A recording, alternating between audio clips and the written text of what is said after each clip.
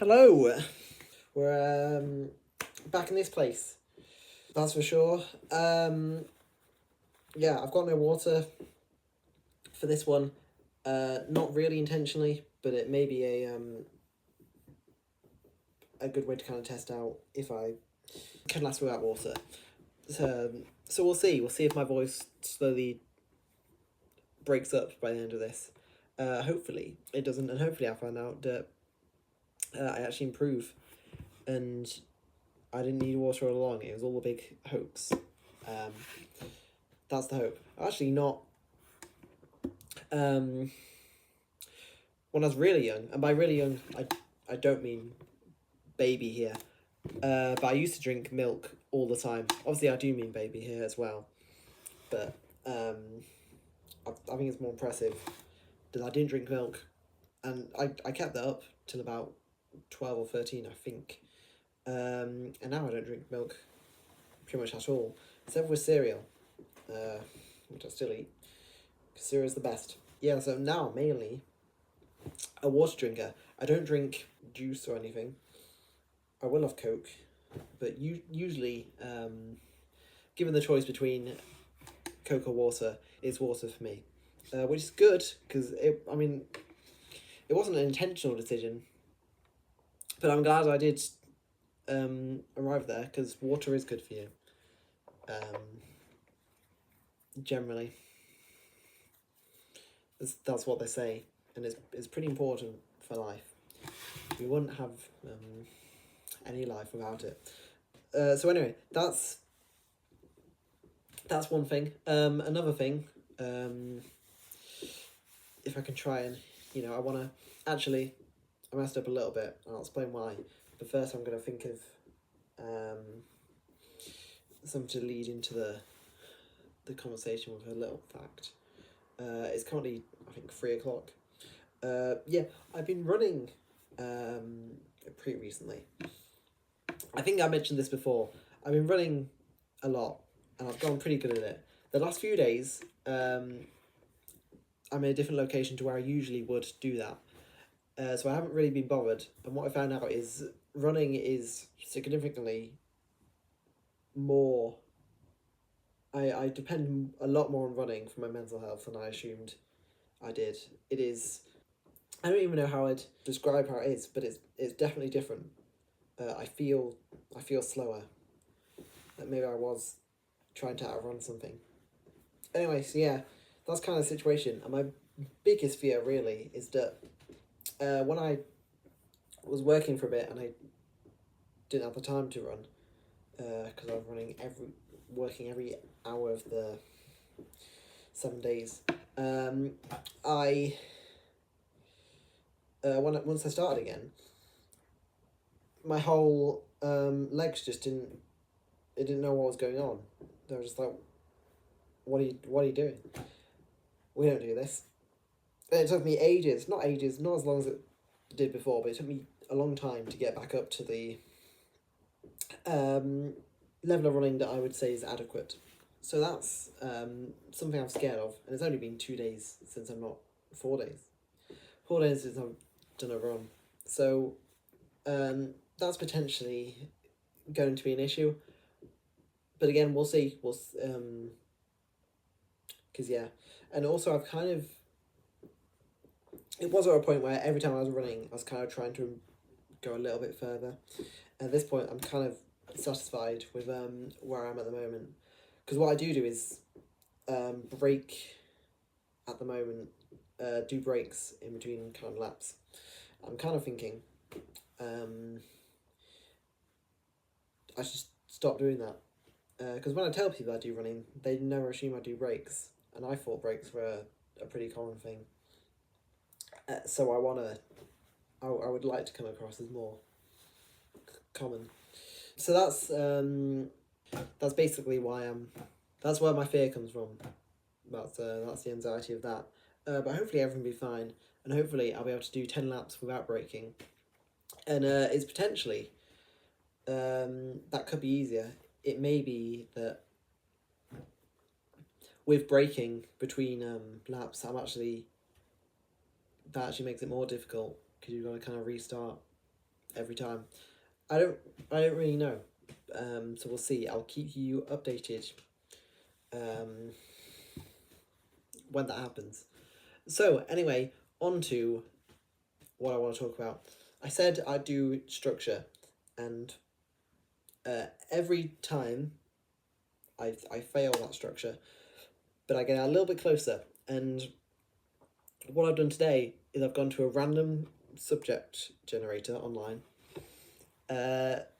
So we're gonna talk about what subject came up, and hopefully it's 9 minutes worth of stuff to talk about. So to my I don't know, surprise, it came up with rice, which is definitely a subject. One problem I may have with that is I don't know if I know much about rice, but we're gonna go with it, and we're gonna see how well the random subject generator works. Also, absolutely could fix the negative space here, but I want to block the kind of sun, so my face is actually visible. Also, this one, this is a big change. I'm going to be editing this to cut out the pauses. For one, to kind of make it, for one, it's kind of like practice. I want to get good at doing this sort of thing, but also I think it's kind of an excuse to watch the video back, which is something I should have been doing 6 months ago, but I can never be bothered to actually watch these. But I'm thinking, if I do watch them, once I do a video the next time, I'll be thinking back to the video I just watched and thinking, how can I improve upon that? Which will mean there's going to be exponential growth from here on. This is just the beginning. So look forward to that, I think I would say. But yes, anyway, with the subject of the year, we are over halfway through, which to be honest is good, because again it's rice, which I don't know much about. But what I did do, and this is good for me, is I did cook last night, and it did involve rice. So we're already off to a great start. It was kind of, I assume it's not the usual way you do rice, but yeah, I know it's not, because I have done the usual way before.